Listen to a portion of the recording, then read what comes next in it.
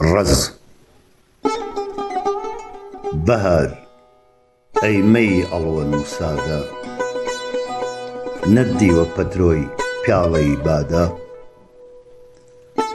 جەستە کە شەنگە هەناسە سوارە، سەر وڕی لەپە دڵ بریندارە.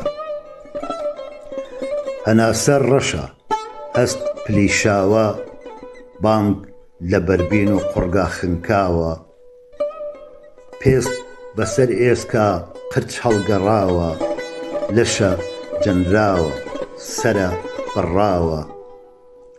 لەکوێیە شەراب لەکوێیە شەراب، بۆ لە ئێمە بوو بە ڕێچکەی سەراب.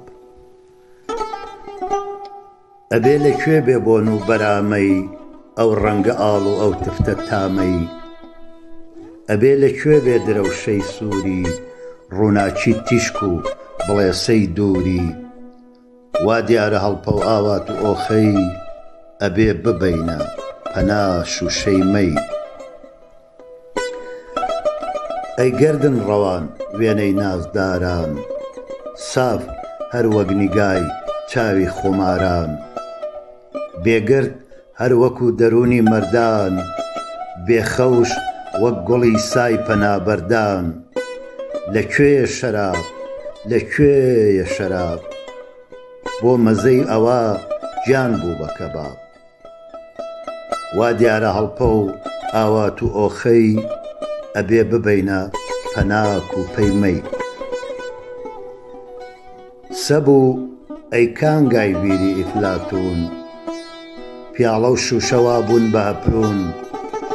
وردن هەر وەکو ئەستۆی نالەبار، خاشن بە وێنەی زنجیری زۆردار. ونن هەر وەکو نیگاری مردوو، تەفرن بە وێنەی تۆزی بابردوو. لەکوێیە شەراب ئەوە تاسەی مەی، هەست نقمەکە وەک زەریای بێپەی. ئەی داری مەمک پڕ لە شیلەی ئاڵ، کۆرپەی مێشکی برسی شیری تاڵ. گرۆزە بۆ یەک مژ و یەک دڵۆب، بۆ شەوی خەیاڵ ببێ بە گڵۆب. ڕۆشن کا دنیای هەستی من هەر وەک چرایە بۆ ناو بیرێکی نوتەک. ئای کێبێ بانگ و هاوار و پەیام، بگەیەنێتە گوێگۆڕی خەیام. بڵێ هەی سەر شێت کوشتەی گەڕی تەڕ، گەر تێتا ماوە یەک تۆز نرخ و فەڕ. تۆ لەسەر باکەی شوشەکەی شکاند، لەگەڵ خوادا کردت بە زۆران. هەڵسە بەرەو ئەم ناوە هەڵتووتێ، نەک شوشەشکا وا ڕەزە سووتێ. سروشت بە پێچە خوار و چەپگەردە، لە جێ ئاو بێ ڕەقەن و بەردە. لە جێ زەوی نەرم و هەڵۆڵ بێ، ئەبێ خوڕەی ئاو تۆزی دەهۆڵ بێ. ئەجینا شەراب لە مامۆستای ماف، بۆ ئەگەیشتە ئەو پەڕقولەی قاف. قاتی شەرابە گیانی ئیفلاتون، سەر دەرکە هەتا نەبووی بە مەیمون.